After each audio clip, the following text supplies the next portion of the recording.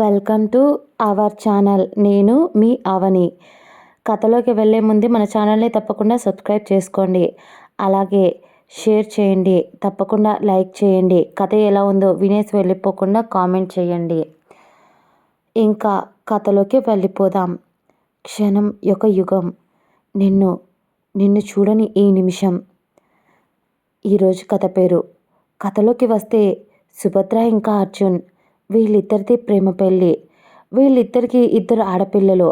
పెద్దమ్మాయి పేరు అనన్య. తన వయసు 22 సంవత్సరాలు. తన పేరులాగే సున్నితమైన మనసు, అలాగే అందమైన అమ్మాయి. ఇంకా రెండో అమ్మాయి పేరు జాను. తన వయసు 20 సంవత్సరాలు. పేరుకు తగ్గట్టే నాటి, ఇంకా అల్లరి పిల్ల.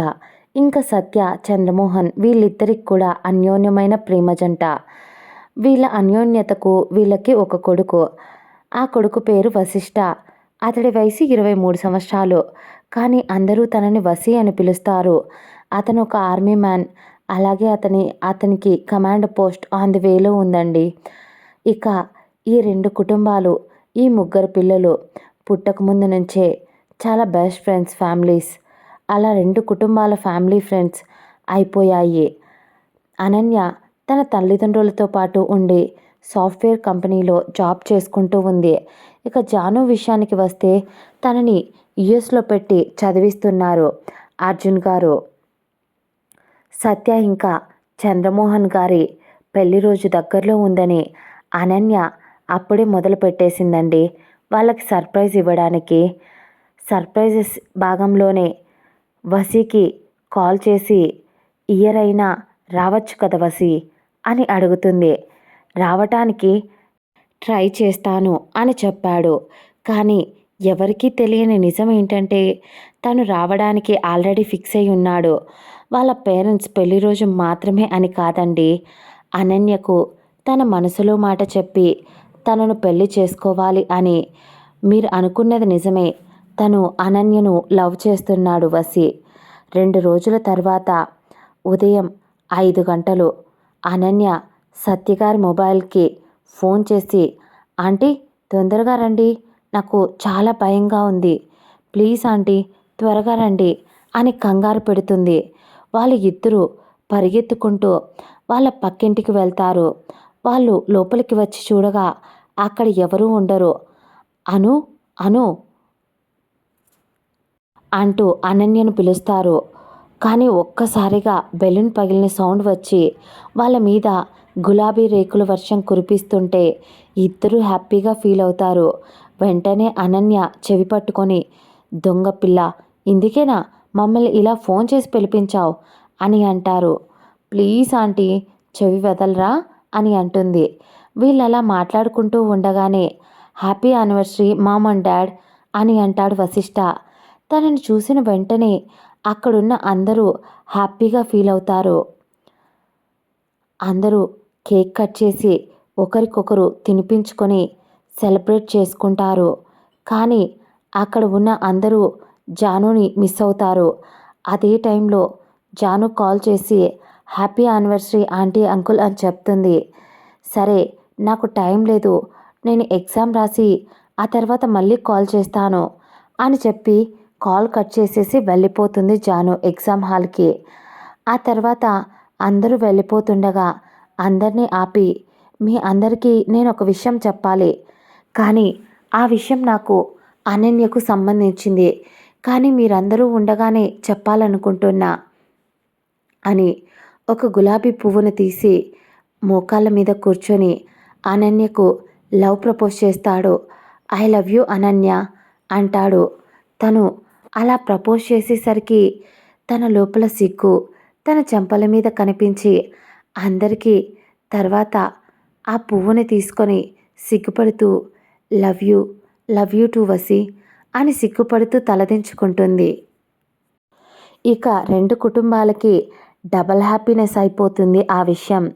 ఎందుకంటే వాళ్ళిద్దరి మధ్య ప్రేమ నడుస్తుంది అని 1 సంవత్సరం ముందు నుంచి అందరికీ తెలుసు, ఒక జానుకు తప్ప.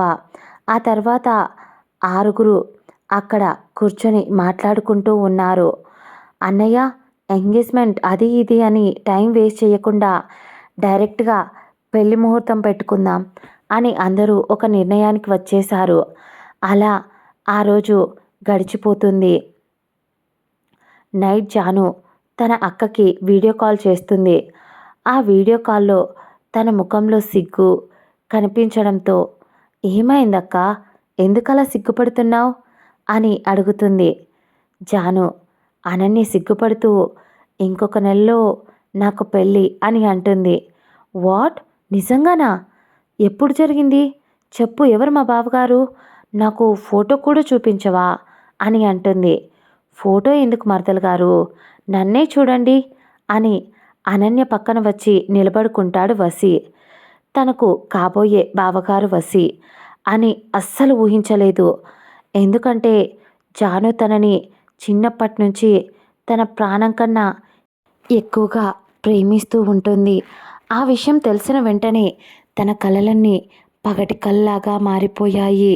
తన గుండెల్లో నుంచి వస్తున్న బాధని తన కళ్ళ నుంచి బయటికి రావటానికి సిద్ధంగా ఉన్న కన్నీటిని బలవంతంగా ఆపుతూ, కంగ్రాట్స్ బోత్ ఆఫ్ యూ, హ్యాపీగా ఉండాలి అని ఒక నిమిషం, నేను మళ్ళీ ఫోన్ చేస్తాను, నా ఫ్రెండ్ పిలుస్తుంది అని కాల్ కట్ చేసి మొబైల్ పక్కన పెట్టి తన గుండెల్లోని భారం దిగేలాగా వెక్కి వెక్కి అక్కడే నేలపై కూర్చొని గట్టిగా ఏడుస్తుంది. ఎంతసేపటికి జాను కాల్ చేయకపోవడంతో అనన్యనే కాల్ చేస్తుంది. కన్నింటిని తుడుచుకొని కాల్ లిఫ్ట్ చేసి, నా రూమ్మేట్ వచ్చిందక్క, అయితే నాకు తెలియకుండా మీరు లవ్ చేసుకున్నారనమాట, ఇది తప్పు కదా అని అంటుంది.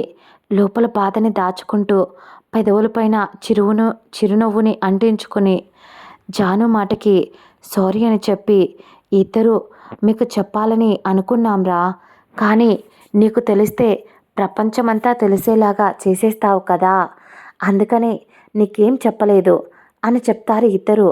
నాకు చెప్పుండాల్సింది కదా అని బాధాకరంగా తన మనసులో అనుకుంటూ ఉంటుంది. సరే, బాయ్ బాయ్ అక్క, నాకు ఎగ్జామ్స్ ఉన్నాయి కదా, నేను మీ పెళ్లి టైంకి వచ్చేస్తాను అని చెప్పి కాల్ కట్ చేసేస్తుంది. అలా అనన్య ఇంకా వశిష్ఠ వాళ్ళ పెళ్లి పనులు మొదలు పెట్టేస్తారు. పెద్దవాళ్ళు చాలా టైం లేదు కదా, రోజులు తగ్గే కొద్దీ వారిద్దరి మధ్య ప్రేమ పెరుగుతూనే ఉంది. జాను వశిష్ఠని మర్చిపోవడానికి చాలా ప్రయత్నిస్తుంది, కానీ తన వల్ల కావడం లేదు. తన ప్రేమను మర్చిపోవడానికి తను పైకి కనపడని యుద్ధం చేస్తుంది. ఇలా నెల రోజులు కిందికి, రోజులు కొన్ని గంటల కిందికి మారిపోయాయి. జాను ఫ్లైట్ దిగి లగేజ్తో ట్యాక్సీలో తన ఇంటికి వచ్చింది. బయట నుంచి తన ఇంటిని చూసి తను చాలా హ్యాపీగా ఫీల్ అయ్యింది. ఎందుకంటే ఇల్లంతా రంగురంగుల పూలతో డెకరేట్ చేసి ఉంది. ఆనందంగా ఇంట్లోకి అడుగుపెట్టిన జానుకి అక్కడి వాతావరణం ఏమీ అర్థం కావడం లేదు. అందరూ గుంపులు గుంపులుగా ఒక్కొక్కరిని తోసుకుంటూ లోపలికి వచ్చింది. వాళ్ళందరినీ తోసుకుంటూ లోపలికి వచ్చింది. కానీ అక్కడ చూసిన సన్నివేశాన్ని చూసి తను జీర్ణించుకోలేకపోయింది. ఎందుకంటే పెళ్లి కూతురుగా పెళ్లిపీటలపై కూర్చోవలసిన తన అక్క శవమై పాడి మీద పడుకొని ఉంది. ఇదంతా చూసి తన గుండెలు పగిలేలా ఏడ్చింది. తను ఒక్కటే కాదు, ఆ రెండు కుటుంబాలు శోకసంద్రంలో మునిగిపోయాయి. కానీ జరగాల్సిన పనిని ఎవరూ మార్చలేరు కదా. పెళ్లి కోసమని వచ్చిన బంధువులు వాళ్ళని ఒక పక్క ఓదారుస్తుంటే, ఇంకొందరు అనన్యను తిరిగి రాని లోకాలకు పంపించేసి వచ్చారు. అలా ఒక 10 రోజులు అందరూ జీవోత్సవాలలా గడిపారు. కొద్ది రోజుల తర్వాత అందరూ కొద్ది కొద్దిగా జీవితంలోకి ముందడుగు వేయడానికి సిద్ధపడుతూ ఉంటారు. ఒక వశిష్ఠ తప్ప. సత్యగారు జానుకు ఫోన్ చేసి, జాను ఒకసారి ఇంటికి రామ్మా అని పిలుస్తుంది. ఏంటి ఆంటీ అని వెళ్ళి అడుగుతుంది జాను. జాను, వాడసలు ఏమీ తినడం లేదు, సరిగ్గా నువ్వు వెళ్ళొకసారి మాట్లాడించు తల్లి అని అంటుంది. సరే ఆంటీ, మీరు బాధపడకండి, నేను వెళ్ళి తనతో మాట్లాడతాను అని వశిష్ఠ గదిలోకి వెళ్తుంది. వశిష్ఠ బాల్కనీ దగ్గర నిల్చుని ఉంటాడు. తన పక్కకు వెళ్ళి నిలబడి, ఇలా ఎన్ని రోజులుంటావు? నీకోసం కాకపోయినా ఆంటీ అంకుల్ కోసమైనా నువ్వు మారాలి, లేదంటే ఈ వయసులో వాళ్ళకు తట్టుకునే శక్తి ధైర్యం రెండూ లేవు అని చెప్తుంది అనన్య. ఇక లేదు అనే బాధ తనని ప్రశాంతంగా బ్రతకనివ్వడం లేదు. జాను మాట్లాడిస్తుండగా తన వైపు తిరిగి జానుని గట్టిగా హక్ చేసుకుని ఏడవడం మొదలు పెడతాడు. తన బాధను ఎలా తీర్చాలో ఆమెకు తెలియక తను కూడా బాధపడుతుంది. అలా కొద్దిసేపటి తర్వాత తనను వదిలి తనని కిందికి పిలుచుకొని వచ్చి తనకు టిఫిన్ తినిపిస్తుంది జాను. అది చూసిన సత్యగారు ఇంకా చంద్రమోహన్ గారు హ్యాపీగా ఫీల్ అవుతారు. ఎలాగైనా వశిష్ఠను ఆ బాధ నుంచి బయటకు తీసుకురావాలని రోజులోని 24 గంటల్ని వశిష్ఠతోనే గడపడం మొదలుపెట్టింది జాను. ఇదంతా చూసిన అనన్య తల్లిదండ్రులకు, వశిష్ఠ తల్లిదండ్రులకు ఏదో ఒక తెలియని ఊరట లభించింది. రోజులు తొందరగా గడిచిపోయాయి. జాను యుఎస్కి వెళ్లాల్సిన సమయం కూడా వచ్చేసింది. జాను తన తల్లిదండ్రులకు నేను రేపు మార్నింగ్ యుఎస్కి వెళ్ళాల్సిన సమయం కూడా వచ్చేసింది. రేపు మార్నింగ్ యుఎస్కి వెళ్ళాలి, చాలా కాల్స్ వస్తున్నాయి కాలేజ్ నుంచి అని చెప్తుంది. సరేనని వాళ్ళు కూడా జాను వెళ్ళిపోవడానికి ఒప్పుకుంటారు. మరుసటి రోజు పొద్దున్నే వశిష్ఠకు కూడా చెప్పకుండా వెళ్ళిపోతుంది జాను. ఎందుకంటే వశిష్ఠ దగ్గర ఒక్కొక్క క్షణం గడిపిన తన ప్రేమను దాచుకోలేదు అని తనకు తెలుసు. కాబట్టి ఒకవేళ తన ప్రేమను తను చెప్పినా తప్పుగా అనుకుంటాడని ఈ క్షణం ఉన్న స్నేహం కూడా పాడైపోతుందని చెప్పే ధైర్యం కూడా కలలో చెయ్యలేకపోతుంది. ఇక తను యుఎస్కి వెళ్ళిపోయింది. అలా ఒక 3 నెలలు గడిచిపోయింది. ఇక తెల్లవారితే జాను పుట్టినరోజు. ఎవరైనా ఫోన్ చేస్తారేమో అని మొబైల్ వైపు చూస్తూ కూర్చుంది. కానీ ఎవరూ ఫోన్ చేయలేదు. అలా నీరసంతో నిరాశతో పడుకొని నిద్రపోతూ ఉండగా జాను ఉన్నట్లుండి పెద్ద సౌండ్ రావడంతో భయపడి కంగారుగా లేచి చూస్తుంది. కానీ ఎదురుగా వశిష్ఠ. ఇది కళా నిజమా అని అనుకుంటుంది జాను. తను అలా ఆశ్చర్యంలో ఉండగానే హ్యాపీ బర్త్డే జాను అని విష్ చేస్తాడు. థ్యాంక్ యూ సో మచ్, నీకు గుర్తుందా అని ఆశ్చర్యంగా అడుగుతుంది. ఎలా మర్చిపోతాను, మనం ఇద్దరం చిన్నప్పటి నుంచి మంచి ఫ్రెండ్స్ కదా అని అంటాడు. అయినా నాకు చెప్పకుండా వచ్చేసావేంటి అని వశిష్ఠ అడుగుతాడు. ఏదో అలా తొందరలో వచ్చేసానులే, కాల్స్ ఎక్కువగా వస్తుంటే అని కప్పిపుచ్చుకొని చెప్తుంది జాను. వశిష్ఠ రావడంతోనే కాలేజీకి బంక్ కొట్టేస్తుంది జాను. అలా ఇద్దరు చాలా హ్యాపీగా యుఎస్ మొత్తం చక్కర్లు కొట్టేస్తున్నారు. తను చిన్నప్పటి నుంచి వశిష్ఠతో ఎలా అయితే గడపాలనుకుంటుందో అలా గడుపుతుంటే తన సంతోషానికి హద్దులు లేవు. రాత్రి 11 అవుతుంది. వశిష్ఠ జాను ఇద్దరు మూవీకి వెళ్ళి ఐస్ క్రీమ్ తిని ఇలా ఎంజాయ్ చేసి వస్తూ ఉంటారు. అప్పుడే జానుని ఎవరో తప్పుగా చూస్తుంటే జాను చేతిని పట్టుకొని పక్కకి లాక్కొని ఆ పక్క చేతిని పట్టుకొని ప్రేమగా నడిపించుకుంటూ తీసుకెళ్తాడు. ఇంకొక క్షణం కూడా తన మనసులోని ప్రేమను వశిష్ఠకు చెప్పకుండా ఉండలేకపోతుంది అని అనిపించి అక్కడే నిలబడిపోతుంది. అలా నిలబడిన తన్ను చూసి ఏంట్రా, ఏమైంది, ఎందుకు ఆగిపోయావు అని పిలుస్తాడు. నేను నీకొక విషయం చెప్పాలి వసి అని అంటుంది. ఏంటి, వెళ్తూ కూడా చెప్పొచ్చు కదా అంటాడు. లేదు, నేను ఇప్పుడే చెప్తాను, ఇక్కడే చెప్తాను అని అంటుంది. సరే చెప్పు అంటాడు వశిష్ఠ. జాను కళ్ళు మూసుకొని ఊపిరి పీల్చుకుంటూ I love you so much అని చెప్తుంది. కళ్ళు తెరిచి చెప్పే ధైర్యం లేక ఏం సమాధానం చెప్తాడో అని కళ్ళు తెరిచి చూసింది. అలా తెరవగానే చెంపకు లాగిపెట్టి కొట్టి ఇదేనా నువ్వు నన్ను అర్థం చేసుకుంది అని అక్కడి నుంచి వెళ్ళిపోతాడు. తప్పు చేశానా అని తను కూడా బాధపడుకుంటూ తన గదిలోకి వెళ్ళిపోతుంది. ఎలాగైనా మార్నింగ్ వెళ్ళి తనకు సారీ చెప్పాలి, ఇదంతా ఇంట్లో తెలిసిపోతే గొడవ అయిపోతుంది అని అనుకుంటూ పడుకుండిపోతుంది ఏడుస్తూ. మరుసటి రోజు పొద్దున్న తొందరగా లేచి రెడీ అయ్యి వశిష్ఠ ఉండే హోటల్ దగ్గరికి వెళ్తుంది. తనకు ఎన్నిసార్లు కాల్ చేసినా తను లిఫ్ట్ చేయడం లేదు. ఇక తనకు వాయిస్ మెసేజ్ పెట్టింది. ఒకసారి బయటికి వచ్చి వెళ్ళిపో వశిష్ట, ప్లీజ్, మళ్ళీ నేను నిన్ను ఇంకెప్పుడు డిస్టర్బ్ చేయను అని అంటుంది. తనకు కూడా పాపం అనిపించింది. ఎందుకంటే తన అక్క చనిపోయినప్పుడు తనకు ఎంత సపోర్ట్గా ఉందో గుర్తు గుర్తు రావటం వల్ల సరే ఓన్లీ 5 మినిట్స్ అని చెప్పి రిప్లై మెసేజ్ వచ్చింది. దాన్ని చూడగానే జాను సంతోషానికి హద్దులు లేవు. అలా కొద్దిసేపటికి హోటల్లోకి ఎదురుగా ఉన్న పార్క్లో కలుసుకుంటారు ఇద్దరు. సారీ, నేను నీకు అలా చెప్పడం తప్పే, ఇంకెప్పుడు ఇలా చెయ్యను, ప్లీజ్ నాతో మాట్లాడు అని జాలి కలిగేలా అడుగుతుంది జాను. ఇదే లాస్ట్ అండ్ ఫైనల్ వార్నింగ్, అలా అయితేనే మాట్లాడతాను, లేకపోతే అస్సలు మాట్లాడను అని అంటాడు వశిష్ఠ. ఇక తన ప్రేమ తనకు జీవితంలో దక్కదని అర్థమై వశిష్ఠ అన్న మాటలకు ఓకే అని అంటుంది. తన మనసును చంపుకుంటూ అక్కడి నుంచి వెళ్ళిపోతూ మళ్ళీ వెనక్కి వచ్చి వశిష్ఠను గట్టిగా హక్ చేసుకుంటుంది.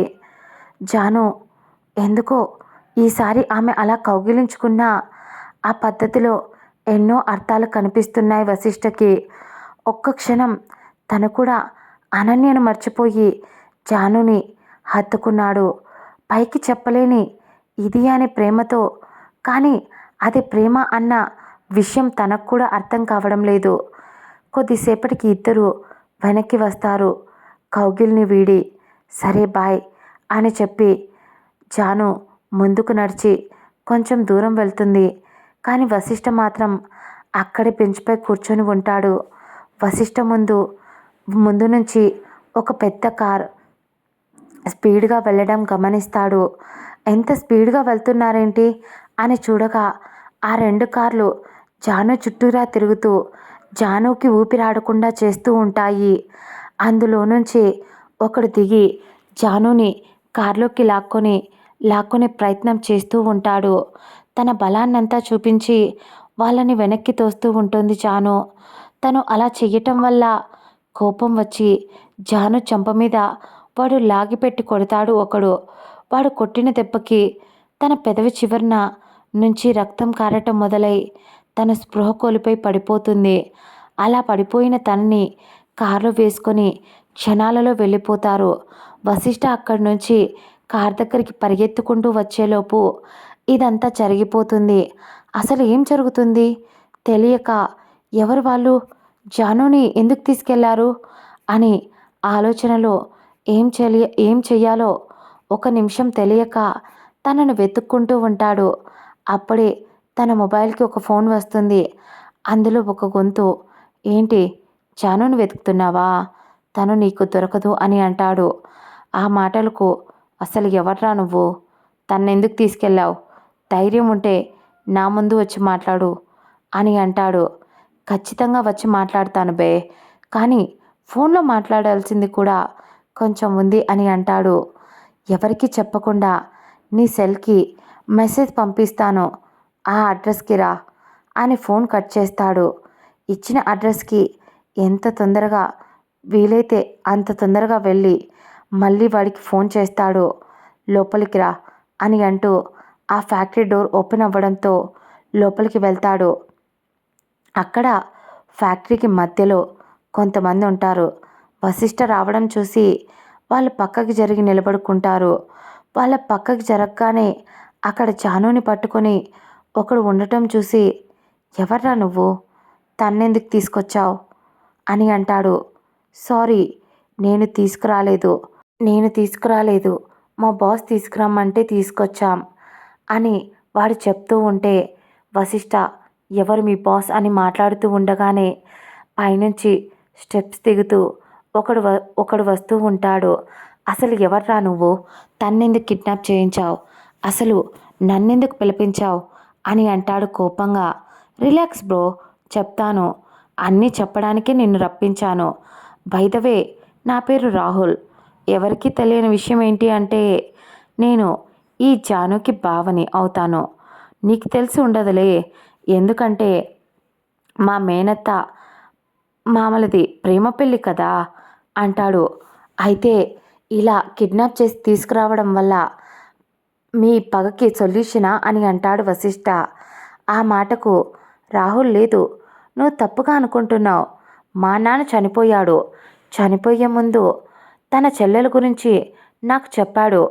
తన చెల్లి ప్రేమ పెళ్లి చేసుకోవడం వల్ల కోపంతో అరవడంతో తన ఇంట్లో నుంచి వెళ్ళిపోయిందని, తనకు 2 కూతుర్లున్నారని, వాళ్ళలో ఒకరిని పెళ్లి చేసుకొని తన కుటుంబంలోకి మొత్తాన్ని తన కుటుంబం మొత్తాన్ని కంప్లీట్ చేయమన్నాడు. ఆ మాటలు ఆ మాటలకు ఒకవేళ జానుని పెళ్లి చేసుకోవాలి అంటే తన పేరెంట్స్తో వచ్చి మాట్లాడు, తన్ని ఇలా కిడ్నాప్ చేయడం కరెక్ట్ కాదు అంటాడు వశిష్ఠ కోపంగా. ఫస్ట్ అదే పని చేశాను బ్రో, అనన్య దగ్గరికి వచ్చి అని అంటాడు. నీకు అనన్య ఎలా తెలుసు అని పిడికిలి బిగించి కోపాన్ని కంట్రోల్ చేసుకుంటూ ఆపుకుంటూ అడుగుతాడు వశిష్ఠ. నీ పెళ్ళికి ఒక్కరోజు ముందు నేను తనకు కలిశాను బ్రో. తనకు జరిగిందంతా చెప్పా. నన్ను పెళ్లి చేసుకోమని అడిగాను. తను నిన్ను ప్రేమిస్తుందంట. నన్ను ఎట్టి పరిస్థితుల్లోనూ పెళ్లి చేసుకోవడం కుదరదు అని తేల్చి చెప్పేసింది. అలా చెప్పినా కూడా పర్లేదు, నేను తన చేతిని పట్టుకున్నానని నా మీద చెయ్యి చేసుకుంది కాబట్టి తన్ని చంపేయాల్సి వచ్చింది అని అంటాడు వాడు ఒక సైకోలా. ఆ మాట వినగానే వశిష్ఠలోని కోపం ఉక్రోషంతో రాహుల్ని చంపేయాలని అనిపిస్తూ ఉంది. కానీ జాను ఇంకా వాళ్ళ గుప్పిట్లోనే ఉండటంతో తన కోపాన్ని ఆపుకుంటున్నాడు. తర్వాత మళ్ళీ మాట్లాడటం మొదలుపెట్టి, ఇక మా నాన్న చివరి కోరిక తీర్చడానికి అన్ని దారులు మూసుకుపోయాయి అని అనుకున్నా. కానీ తనకి ఇంకో కూతురుంది. తను కూడా పెళ్లి వయసు వచ్చింది అని తెలిసి దీని గురించి ఎంక్వైరీ చేయడం మొదలుపెట్టాను. కానీ చాలా బ్యాడ్ లక్, ఇది కూడా ఎవరినో ప్రేమించిందని తెలిసింది. సరేలే, నా రాతలో నా అత్త కూతురు లేరు అని అనుకున్నా. కానీ ఒకరోజు దీన్ని చూశాం బ్రో, ఎక్కడో తగిలేసింది నాకు. అమ్మాయిని టచ్ చేస్తేనే మూడొస్తుంది. అలాంటిది దీన్ని కిలోమీటర్ దూరం నుంచి చూసినా నా నరాలు జివ్వుమని లాగుతున్నాయి. అప్పుడే డిసైడ్ అయ్యా, ఇది ఉంటే నా పక్కలోనే ఉండాలి, లేదంటే ఇది కూడా చచ్చిపోవాలి అని. ఒకరోజు పబ్లో మళ్ళీ చూసా. అప్పుడు ఇది ప్రేమించిన వాడి గురించి చెప్తుంటే అన్నీ విన్నా. అప్పుడు అనిపించింది, అమ్మాయిలు ఇంత సిన్సియర్గా లవ్ చేస్తారా అని అనిపించింది. కానీ ఏం చేద్దాం, దానికి దాని ప్రేమకు మధ్యలో నేనున్నాను. ఇప్పుడు ఇంత చెప్పాను కదా, ఇది ప్రేమించిన వాడు ఎవడో తెలుసా నీకు? నీకు అర్థమయ్యిందా అని అంటాడు. రాహుల్ వసి సైలెంట్గా ఉన్నాడు. అది అర్థమై, పిచ్చోడా, ఇది పిచ్చిగా చిన్నప్పటి నుంచి నీ మీద ప్రాణాలే పెట్టేసుకుంది. నిన్ను ప్రేమించింది ఎంతలా అంటే అది నిన్ను తప్ప తన జీవితంలో ఇంకో అబ్బాయి లేడు అని అంటాడు. అదంతా చిన్నప్పుడు వశిష్ఠకి తను చేసిన తప్పు అని అర్థమయ్యింది. అంతలా ప్రేమించిన తన ప్రేమను అర్థం చేసుకోకుండా తనని కొట్టాడు. ఒక్క క్షణం వశిష్ఠ అనును కూడా మర్చిపోయాడు. జాను ప్రేమతో జానును చూసి జాను ప్రేమ విలువను తెలుసుకున్నాడు. ఆ క్షణం వసి నిర్ణయించుకున్నాడు జానుని పెళ్లి చేసుకోవాలని. అప్పుడే వెనకల నుంచి ఎవడో రాడ్తో కొట్టడం వల్ల స్పృహ కోల్పోయాడు వశిష్ఠ. తను కళ్ళు తెరిచే సమయానికి రాహుల్ జానుతో మిస్బిహేవ్ చేస్తూ ఉంటాడు. అది భరించలేని వశిష్ఠ తన కట్లను తెంపుకొని సింహంలా రాహుల్పై విరుచుకుపడతాడు. అలా తనని కొడుతున్నప్పుడే అక్కడికి పోలీసులు కూడా వస్తారు. అప్పుడే రాహుల్కి అర్థమవుతుంది ఇంతసేపు వశిష్ఠ ఎందుకు సైలెంట్గా ఉన్నాడో. ఒక ఆర్మీ ఆఫీసర్ కదా, అందుకే స్మార్ట్గా ఆలోచించి ముందే అక్కడ ఆఫీసర్లతో మాట్లాడి తన ఏర్పాట్లతో తాను వచ్చాడు.